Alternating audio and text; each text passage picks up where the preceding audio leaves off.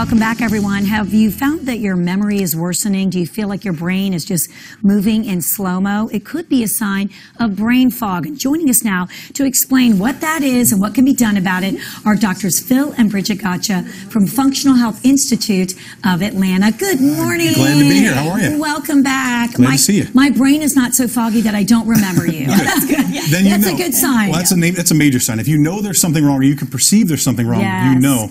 And kind of the way we wanted to start this, Dr. Bridget's going to go into some of the symptoms and things people can look for, but I always like to give a personal story. And I remember watching my grandmother, who was a rock in our lives, and she was there for us all through our childhood, and we began to watch her begin to lose little things, misplacing things, forgetting things, leaving the stove on, almost burning the house down, forgetting who my mom was. And so it began to progress, and doctors would look at her as part of her other diagnosis of blood sugar problems, diabetes. They said, hey, this is sort of normal for your age. It's not.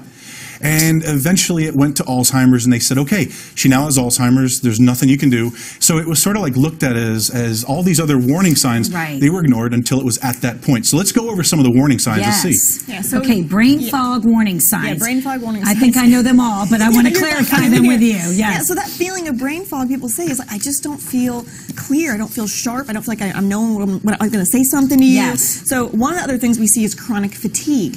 Now, this is fatigue sometimes after activity. So it can be different from like I'm waking up tired, which can be associated with like thyroid issues. Sure. But this can be whenever I read, I just kind of feel really sleepy. If I just I'm concentrating on something, I have a project at work, I just want to like close my eyes for a few minutes. Right. I drive for appointments, or I take a long drive, I get really sleepy. So anytime that you have to engage the mind, it just can't keep up with the demand. So the brain starts to fatigue. So that's kind of those early warning signs. So brain fatigue, big issue. Okay. So second one we're going to talk about is depending on circulation. So we talk about cold hands, cold feet, and we associate those with a lot of times like the thyroid issues. Right. However, we think about my hands and feet as extremities. Well, what about your head? Right. You know, if I can't get blood to my fingertips, which is below my heart, right, what's happening up there? How is it getting up here? So one of the things people can do right now at home, take the back of your hand and touch it to the back of touch it to your nose. Okay. And if your tip of your nose is a little chilly, but your hands are kind of warm, you're not getting proper blood flow to the brain.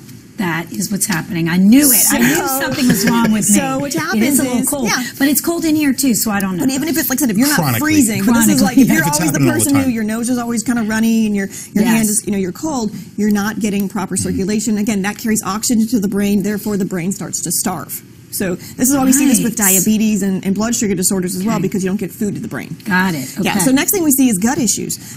Many issues we see with digestion and being rid of getting waste products out of the body. They end up sometimes going back into the brain, and these are things that we can measure via testing. And that's the thing that's amazing, is that you can actually see is your body getting rid of waste products, or is it storing it up in the brain? So that's one of the factors we look for when we do test work to see, hey, is your body actually getting rid of these waste, or are you storing it in the brain? Right. Those are inflammatory markers. Fourth one we talk about all the time, which is thyroid issues. I mean, it's a link to all of those symptoms because it affects circulation, it affects fatigue, it affects the gut. So if you've got a diagnosed thyroid issue or any thyroid symptom, you're going to have some kind of brain link up with that one. Wow.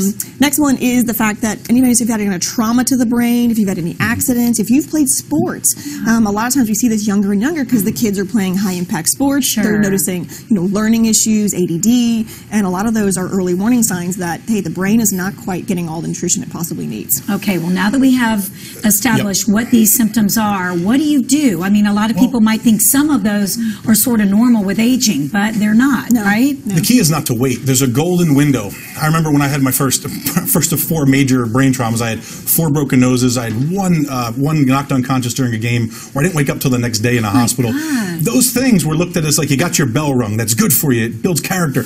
All it did was erase days of my life. I don't remember that time, and it made school hard. It made life hard. So don't overlook those things. But here's another way to go about that story. My grandmom, when we watched her suffer and go, my mom was also heavily concerned that she would go down that same road. So I remember sitting with her doctor saying, will I go through this too? And the doctor looked at her and did this, the 50-50. He said, you might not, which scared the daylights out of her.